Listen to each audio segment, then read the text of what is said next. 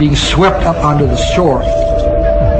Some scientists question whether the cause of the tsunami and other impending natural disasters could be the coming galactic alignment. As we go through that change, it's intense, and in that intensity, we can expect extremes of all the things that we've already experienced. Extremes of earthquakes. There was a 9.0 earthquake in the Pacific Ocean in a place that had never even been previously known to have a fault. There is a growing concern that earthquakes and tsunamis may be just the beginning of the natural disasters that could bring the world tumbling down, including the potent eruptions of the sleeping giants known as supervolcanoes.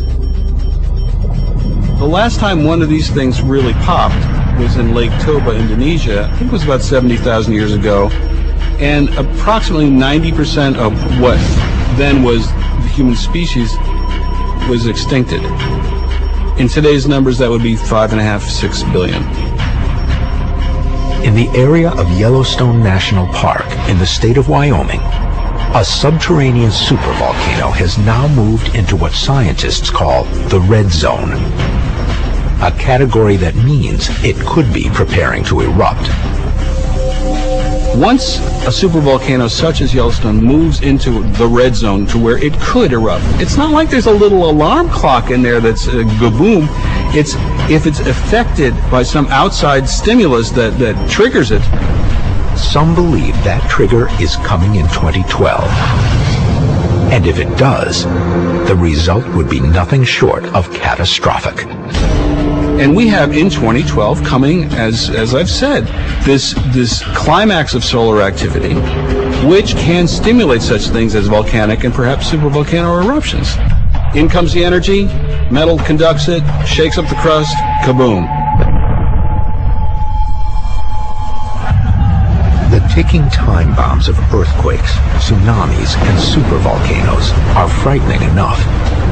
But there are those who now point to an even greater natural nightmare that trumps them all. One that may already be on a direct path to planet Earth.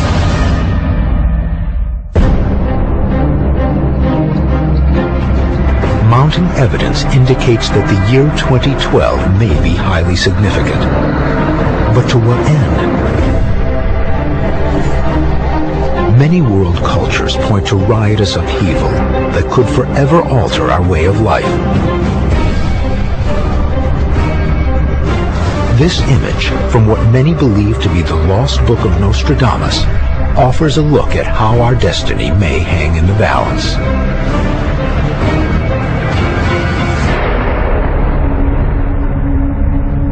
In this drawing, Nostradamus is looking at the Book of Life, and there's writing on the pages. And underneath the Book of Life are three women, the three fates. The Greeks have a myth that the fates were three women who weave time and weave destiny. And what he's telling us is that we have a choice, and this choice will determine our fate. The role of choice in human affairs is not limited to Nostradamus. It is a basic principle in many ancient cultures. For the Hopi Indians in the American Southwest, it is a central tenet of their faith. They believe that at every human juncture, there are two potential outcomes. One, where goodness trumps evil and life continues, and the other, where humanity faces destruction. All of these traditions are pointing to our time in history, some in generality, some in specifics, and they're all telling us that this is the time that they have been planning and anticipating, fearing, and preparing for a very long time. The Hopi believe that just before the end of the world will be a period of intense trial, marked by devastating social, environmental, and political problems, as well as bouts of extreme weather. A time very much like now. And the Hopi tradition talk about the four previous worlds. Each world, each great age ended with a cataclysm. Then they say we're now moving into the fifth.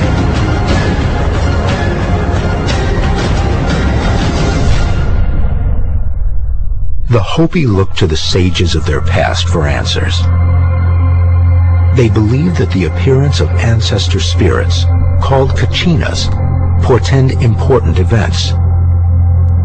The most dreaded of these kachinas is known as the Blue Star. The Hopis speak of the appearance of the Blue Star spirit, which will herald the appearance of the cataclysm. And they refer to various effects that will occur, trembling of the earth and flood and so on. The Blue Star has not been directly connected to the galactic alignment of 2012, but its origin in the heavens and its warning of impending doom give it possible relevance. Despite the warnings of disaster, Native Americans believe that a message of hope is encoded in a sacred monument found at the Hopi Reservation in Arizona. There's actually a prophecy rock in a place called Orby, Arizona, where they show humans represented living this time in history, where we walk a path and the path splits, and they say humans must choose one of two worlds. In one path, the humans are living a world where they show the crops are growing. Another world, the humans still exist, but not in touch with themselves or the world. The food isn't available, and it's a tough life. Those etchings and rock drawings were a history of what had occurred during their time of existence, and also what may happen in the future. Some of the Hopi elders say the Blue Star has already happened when the comet broke up and impacted Jupiter in the 1990s and ignited a glow in the atmosphere of Jupiter that under certain spectral conditions appeared as a blue mass in the heavens. Others say that the Blue Star has not happened yet, and that when the Blue Star appears in the sky, there is a new kind of kachina, or a new god, that will physically come and dance with them in their pueblos. The Hopis predicted in their final warnings, those who cannot celebrate change and the coming of the new dispensation will drop dead from their own fear of that change. The Hopi are clear about the burden the human race will bear in the coming time of catastrophe. They say in this world age there will be 3 great shakings of the earth. And they interpret this to be the first shaking was World War I, the second shaking was World War II. The third shaking, they say, cannot be predicted because humans are determining how that shaking will occur by the way we live our lives right now. Some believe that the third shaking indicates a cataclysm from above. And if so, this could be another tie to the coming galactic alignment. It is a theme that resonates in the writing of Nostradamus. Nostradamus looked into the future, often horrified. There is definitely a cosmic disaster described. Where all is good in sun and moon and abundant, its ruin approaches. It comes from the sky to sift through your fortunes in the same state as the 7th rock. Nostradamus seems to describe some kind of a nuclear holocaust. And this does not necessarily mean to be like Hiroshima or Nagasaki. This can be something that suggests some kind of radiation leakage or whatever. A small number of scientists who have compared the predictions of Nostradamus and the Hopi believe that they both could be describing characteristics of a galactic superwave, a blizzard of cosmic radiation that is thought to mimic the destructive capabilities of a nuclear explosion.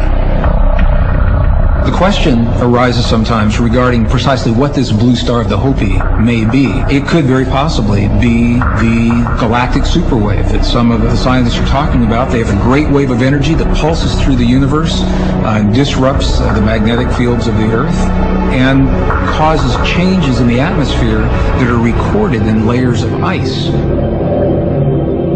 The exact nature of this cosmic energy is difficult to determine, but its impact could be devastating. It is intriguing that the origin of superwaves is